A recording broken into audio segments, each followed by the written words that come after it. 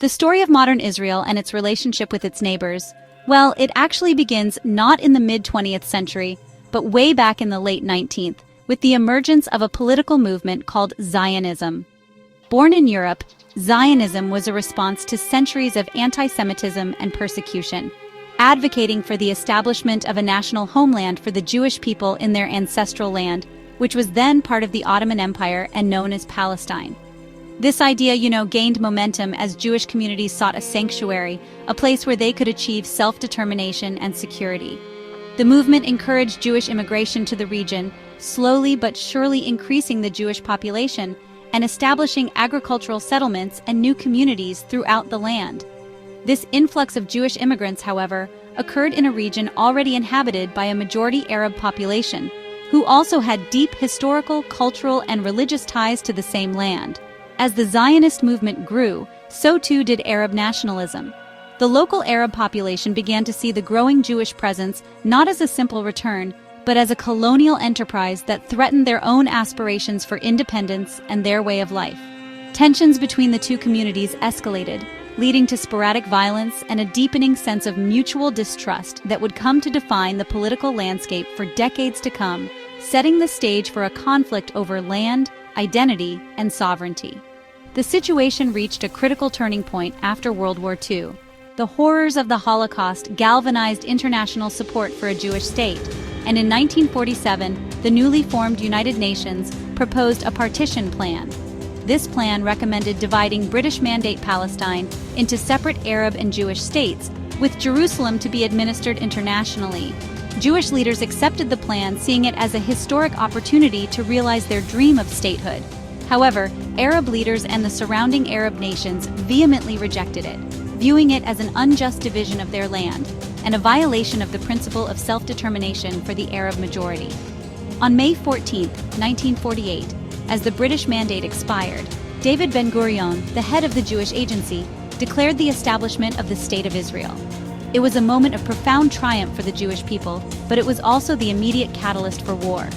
The very next day, armies from 5 neighboring Arab countries, Egypt, Jordan, Syria, Lebanon, and Iraq, invaded the newly declared state, determined to prevent its existence. This marked the beginning of the First Arab-Israeli War, a conflict that would not only determine Israel's survival, but would also create a refugee crisis and draw the battle lines for the entire region for the remainder of the century. The 1948 Arab-Israeli War, known in Israel as the War of Independence and to Palestinians as the Nakba, or catastrophe, fundamentally reshaped the map and demographics of the region. When the fighting ended with armistice agreements in 1949, Israel controlled significantly more territory than had been allocated under the UN partition plan. The intended Arab state never materialized. Instead, the West Bank and East Jerusalem were occupied and later annexed by Jordan, while the Gaza Strip came under Egyptian military control. The war created a massive humanitarian crisis, as an estimated 750,000 Palestinian Arabs fled or were expelled from their homes in the territory that became Israel, becoming refugees in neighboring Arab countries. The unresolved issues of the 1948 war simmered for years, boiling over again in 1956 with the Suez Crisis.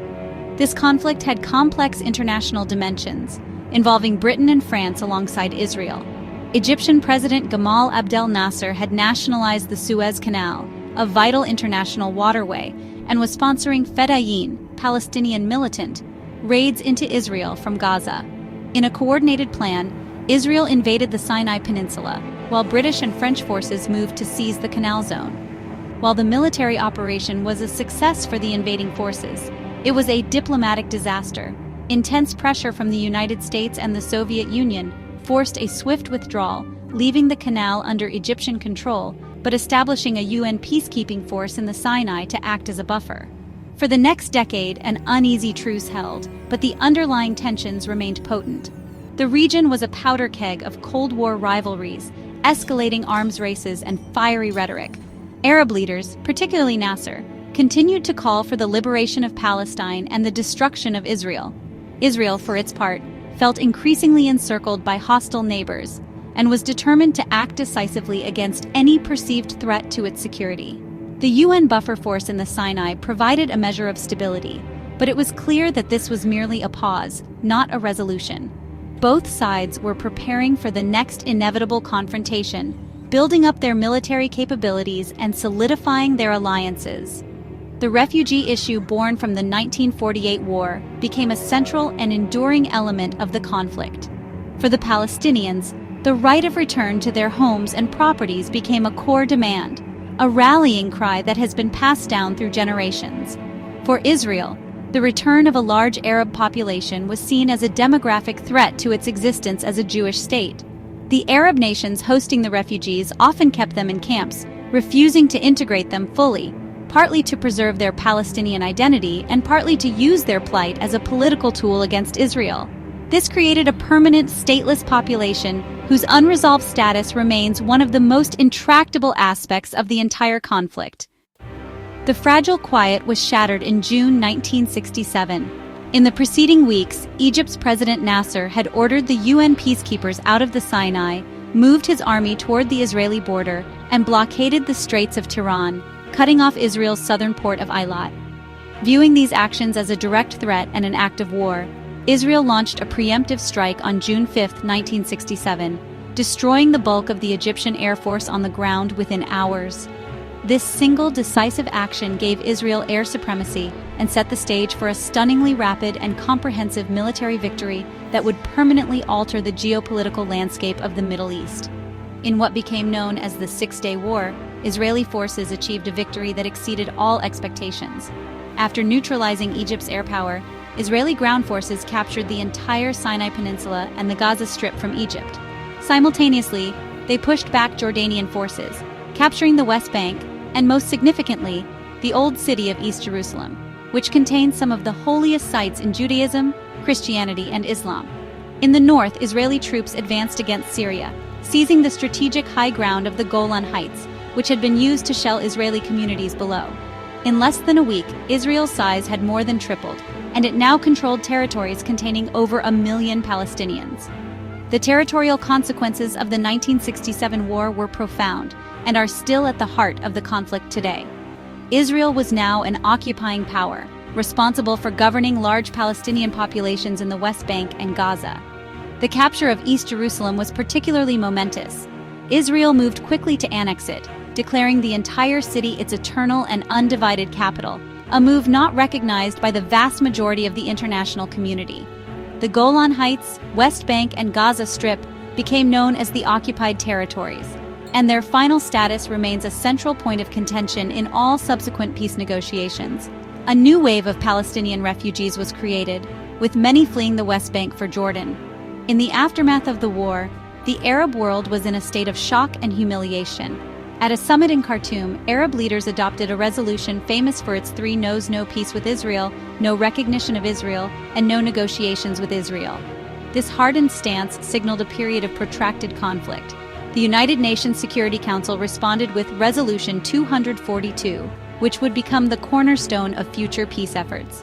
It called for the withdrawal of Israeli armed forces from territories occupied in the recent conflict in exchange for termination of all claims or states of belligerency and respect for and acknowledgement of the sovereignty, territorial integrity, and political independence of every state in the area. The deliberate ambiguity of the phrase "from territories" versus "from all territories" has been a source of debate ever since. The stalemate created by the 1967 war persisted for 6 years, a period characterized by a low-level conflict known as the War of Attrition along the Suez Canal. Israel, confident in its military superiority and its new, more defensible borders, settled into its role as an occupying power. The prevailing belief within the Israeli defense establishment was that the Arab states were too demoralized and militarily weak to launch a significant challenge. This sense of security, however, bred a dangerous complacency that would be shattered on the holiest day of the Jewish calendar, Yom Kippur, in 1973. It was a failure of intelligence and imagination that would nearly prove catastrophic for Israel. On October 6, 1973, Egypt and Syria launched a surprise, coordinated attack.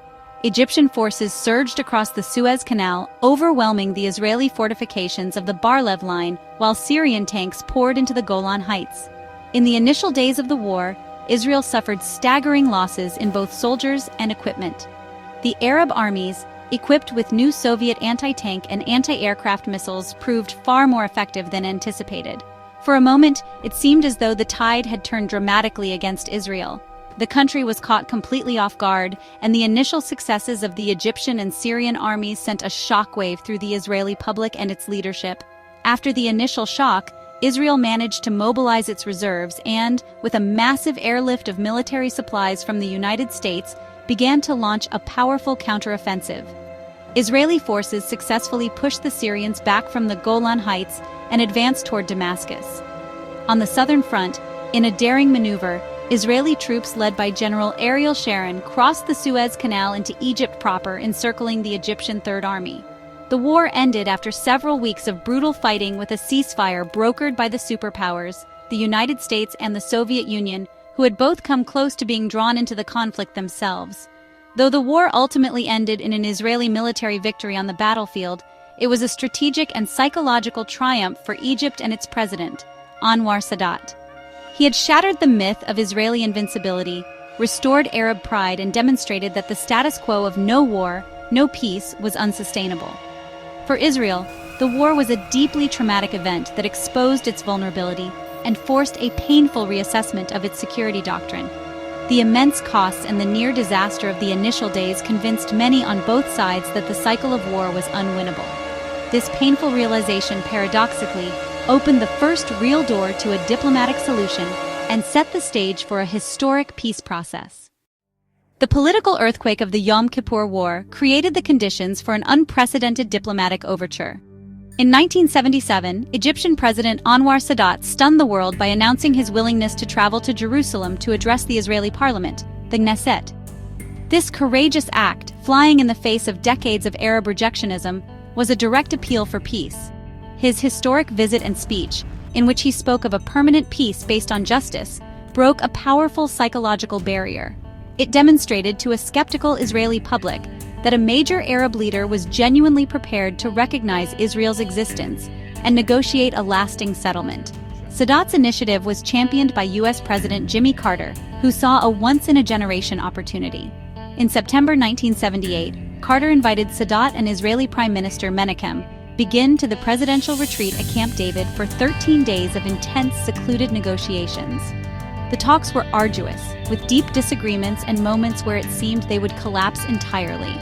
However, Carter's persistent mediation eventually led to a breakthrough. The resulting Camp David Accords laid out a framework for peace between Egypt and Israel, as well as a separate framework for achieving a comprehensive peace that included autonomy for the Palestinians in the West Bank and Gaza. In March 1979, Egypt and Israel signed a formal peace treaty based on the Camp David framework. Under its terms, Israel agreed to a phased withdrawal of its troops and settlers from the entire Sinai Peninsula, returning the territory to full Egyptian sovereignty.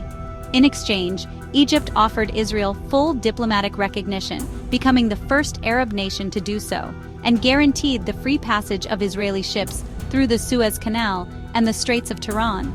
The treaty was a landmark achievement, but it came at a high cost for Sadat. Egypt was suspended from the Arab League, and in 1981, Sadat was assassinated by Islamist extremists opposed to the peace deal. For over a decade, the Egyptian-Israeli peace remained a cold peace, and no other Arab nation followed suit. That changed in 1994, following the momentum of the Oslo Accords between Israel and the Palestinians. Jordan, which had maintained quiet, pragmatic ties with Israel for years, signed a formal peace treaty. The Israel-Jordan Treaty officially settled border disputes, addressed water rights, and established full diplomatic and economic relations. The treaty was facilitated by the long-standing, stable relationship between Israeli leaders and Jordan's King Hussein. Together, the peace agreements with Egypt and Jordan secured two of Israel's longest borders, fundamentally altering its strategic environment by removing two major conventional military threats. While Israel was making a fragile peace with its immediate Arab neighbors, a seismic event to the east was reshaping the regional order.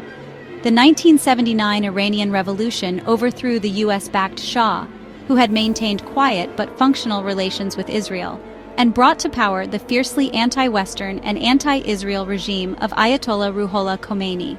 This new Islamic Republic of Iran adopted an ideology that fundamentally rejected Israel's right to exist.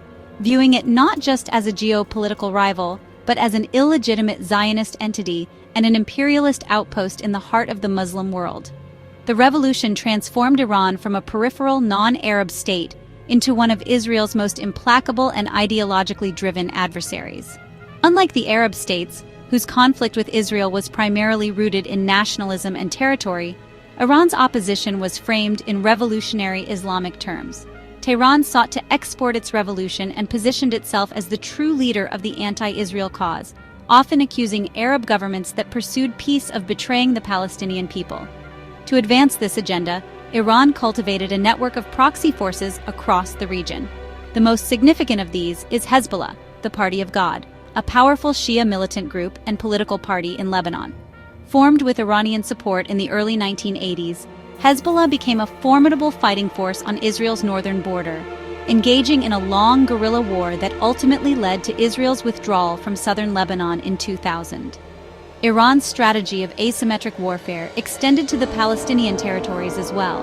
While the Palestine Liberation Organization, or PLO, pursued a diplomatic path, Iran provided funding, training, and weapons to rejectionist Palestinian militant groups, most notably Hamas and Palestinian Islamic Jihad.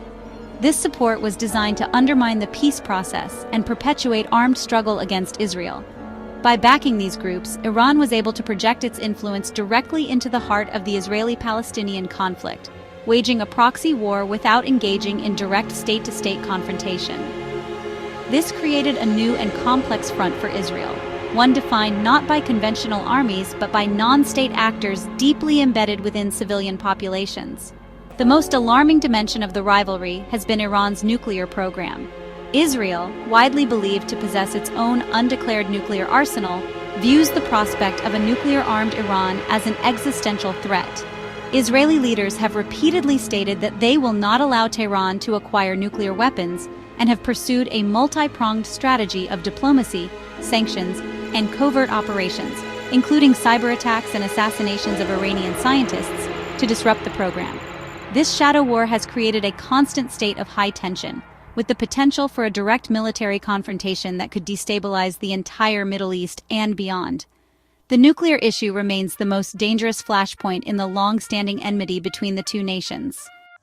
The 21st century has brought dramatic shifts to the Middle East, altering old alliances and creating new dynamics in Israel's relationships with its neighbors. A significant development came in 2020 with the Abraham Accords, a series of U.S.-brokered agreements that normalized diplomatic relations between Israel and 4 Arab nations, the United Arab Emirates, Bahrain, Sudan, and Morocco. Unlike the earlier treaties with Egypt and Jordan, which were born from direct conflict and focused on security, these accords were driven by shared economic interests and, crucially, a common concern over Iran's growing influence and regional ambitions.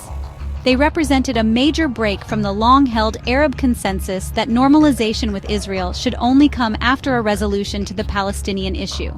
Despite these diplomatic breakthroughs, the core Israeli-Palestinian conflict has remained deeply entrenched, marked by cycles of violence and a moribund peace process.